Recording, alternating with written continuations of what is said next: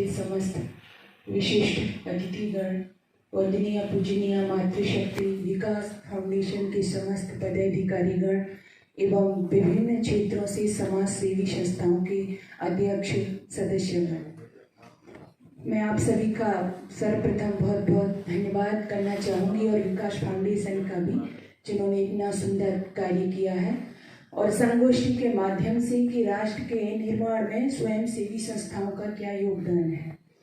मैं बस थोड़ी सी चर्चा आपसे करना चाहूँगी कि जब हम राष्ट्र शब्द हमारे समक्ष आता है तो राष्ट्र केवल ऊंची ऊंची इमारतों से या भवनों से, सड़कों के निर्माण से नहीं बना करता है। राष्ट्र का निर्माण राष्ट्र में रहने वाले लोगों से हुआ करता है। हमारे देश के अंदर हमारी संतति, हमारा युवा, हमारी महिला, वो कैसे हैं, ये सभी मिलकर के ही एक अच्छे राष्ट्र का निर्माण करते हैं। तो इन जो स्वयंसेवी संस्था हैं, इनकी भूमिका जो समाज में होती है, ये जो कार्य करते हैं, ये इसी दिशा में करते हैं कि हम अपने देश से, अपने राष्ट्र से ऐसे मनुष्य तैयार करें। आज मैं आपसे कहना चाहूंगी कि देश में आप कह सकते हो कि बेरोजगारी की समस्या है, आप कह सकते हो कि लोगों को रोजगार नहीं मिल रहा है, लेकिन यदि आप यहाँ पर सभी शिक्षित लोग हैं, मूल में जाएंगे तो देश की जो समस्या है वो समस्या है मानवता से युक्त सच्चे मानव का काल। आज इंसान में इंसानियत नहीं है, आज मानव में मानवता नहीं है। इसलिए बार बार वेदमानी पुकार करके कहा था मनुर्भुव जनिया दैव्यम जन्म। यहाँ पर ये नहीं कहा हे मानव तू मानव बन जा, ये नहीं कहा कि तू ईसाई बन जा, मुस्लिम बन जा, बौद्ध बन जा, सिख बन जा। मानव तू मानवता को धारण कर मानव बन, क्योंकि जिस समय मानव मानव बन जाएगा तो हम एक श्रेष्ठ राष्ट्र का, अच्छे राष्ट्र का निर्माण कर पाएंगे। और वो राष्ट्र, जिस राष्ट्र के लिए कभी हिमालय की चोटी से मनु महाराज ने घोषणा की थी, एतद् देश प्रसूतस्य सकाशादग्र जन्मनः स्वं स्वं चरित्रेण पृथिव्या सर्व मानवः। सारी पृथ्वी के लोग इस देश के ऋषियों के, महर्षियों के चरणों में आकर के चरित्र की, आचरण की शिक्षा लिया करते थे। वो फिर से हम राष्ट्र बना सकते हैं, लेकिन हमारी कमी इतनी हो गई, मैं किसी पर आक्षेप नहीं करना चाहूंगी कि हम अपने स्व को भूल करके, अपनी संस्कृति, अपनी सभ्यता, अपने गौरव को भूल करके जब हम विदेशी लोगों का अनुसरण करने लगे, उनकी संस्कृति को अपनाने लगे, तो बस वहां से ही ये बिगाड़ शुरू हो गया।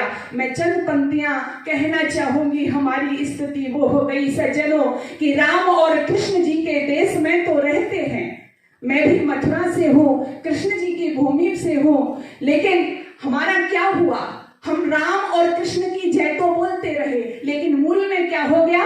राम और कृष्ण जी के देश में तो रहते हैं, किंतु हम प्रीत की ही रीत भूल बैठे हैं, जिन्हें अपना के हम बने थे जगत गुरु, ऐसे पद छंद और गीत भूल बैठे हैं। पाश्चात्य सभ्यता में ऐसे रंगे भारतीय, आचरण अपना पुनीत भूल बैठे हैं। अरे कैसे हो उजाला, कैसे हो उजाला, अंधकार है तुम्हारी देन, क्योंकि हम अपना अतीत भूल बैठे हैं, क्योंकि हम अपना अतीत भूल बैठे हैं। तो आइए हम फिर से जो हमारा अतीत था, जिसके कारण पूरी दुनिया पर एक छत्र राज इस देश का, इस राष्ट्र का रहा, वो फिर से हम कायम कर सकते हैं। बस जैसा कि यहाँ पर संगोष्ठी और एक विषय भी लिखा हुआ था, तो इसमें जो संस्था है, स्वयंसेवी संस्थाएं या और भी जो मनुष्य हैं, हमारा काम यही है कि हम इस देश के अंदर एक पहल करके अच्छे नागरिक, योग्य नागरिक तैयार करें, क्योंकि जो अच्छे नागरिक होंगे, योग्य नागरिक होंगे, उनसे ही एक अच्छे राष्ट्र का, एक श्रेष्ठ राष्ट्र का निर्माण होगा। बस इसी भूमिका के साथ हम आगे बढ़ते जाएं। हम जहां भी हैं, जिस क्षेत्र में हैं, जिस पद पर हैं, जहां भी जिस अवस्था में कार्य कर रहे हैं, अपने दायित्व को समझें। मैं ये भी कहना चाहती हूँ, हमारा ये देश, हमारी ये संस्कृति हमें अधिकारों की भाषा नहीं सज्जनों, किंतु हमें दायित्वों का बोध कराती है। और जहाँ अधिकारों से हटके दायित्वों का बोध व्यक्ति सीख जाता है, बस वह देश स्वर्ग में हुआ करता है। राम और कृष्ण के देश को उसी तरह से फिर से आज अग्रसर होने की आवश्यकता है। मैं आपका बहुत बहुत धन्यवाद करना चाहूंगी विकास फाउंडेशन के आदरणीय त्यागी जी का कि उन्होंने मुझे यहाँ पर नंबर दिया, मुझे मेरे विचार सुने। मैं बहुत बहुत धन्यवाद आप सभी लोगों का, प्रबुद्ध जनों का करना चाहूंगी और बस आशा और ये उम्मीद करना चाहूंगी मैं भी जैसा कि परिचय आपको दिया, बस मैं आप सबके आशीर्वाद से मात्र 10 वर्ष की आयु से मैं जो कुछ कर सकती हूँ, मेरा पारिवारिक पृष्ठभूमि इसी तरह की थी। जो भी स्वतंत्रता आंदोलन हुए 1857 की क्रांति से लेके और जो भी गौ रक्षा आंदोलन, हिंदी रक्षा आंदोलन, तो मैं जहाँ मथुरा से हूँ वहाँ के लोगों का बहुत बड़ा योगदान रहा। तो बस उसी को मैं एक टी से एक दर्द लेकर के मैं 10 वर्ष की आयु से आप सबका प्यार यानी बड़ों का प्यार लेकर के आगे बढ़ती गई और आज संस्कार जागृति मिशन एक संस्था है, यानी जो दिशा भ्रमित हमारे बच्चे हैं, युवा हैं, बस उसके निर्देशन में मैं जो हो रहा है कार्य कर रही हूँ और करती रहूंगी। आगे आपसे आशा और उम्मीद करूंगी कि आपका प्यार और स्नेह और इस दिशा में हम कैसे संस्कारित समाज का निर्माण करें।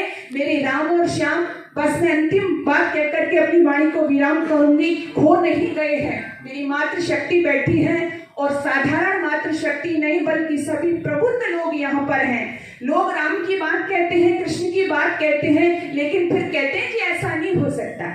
लक्ष्मीबाई की बात कहती हैं, अभी मातृशक्ति सीता की बात कह रही थी, फिर कहते हैं ऐसा नहीं हो सकता। बस मैं 2 लाइनें और कहूंगी, फिर से हो सकता है। राम आ सकते हैं इस धरा पर, कृष्ण आ सकते हैं आपकी गोदी में, जीजाबाई, लक्ष्मीबाई जैसी बेटियां हो सकती हैं इस धरा पर। लेकिन देवियों, सज्जनों, यदि राम लाना चाहते हो इस धरा पर तो माताओं कौशल्या पहले आपको बनना पड़ेगा। यदि शिवा लाना चाहती हो इस धरा पर तो जीजाबाई बनना होगा। आ सकते हैं, असंभव नहीं है। इसलिए समय सूक्ष्म ही है। बस हम जहाँ हैं, चाहे हमारा घर का आंगन क्षेत्र है मातृशक्तियों का और मेरे पिता तुल्य लोगों का, सभी प्रबुद्ध वर्ग लोगों का, जहाँ जहाँ जो जो आपका कर्तव्य है उसका निष्ठा के साथ पालन करें तो राष्ट्र निर्माण में हम सबसे बड़ी भूमिका अदा कर रहे हैं, ऐसा मेरा मानना है। आप सभी का पुनः बहुत बहुत धन्यवाद, सभी का बहुत बहुत आभार।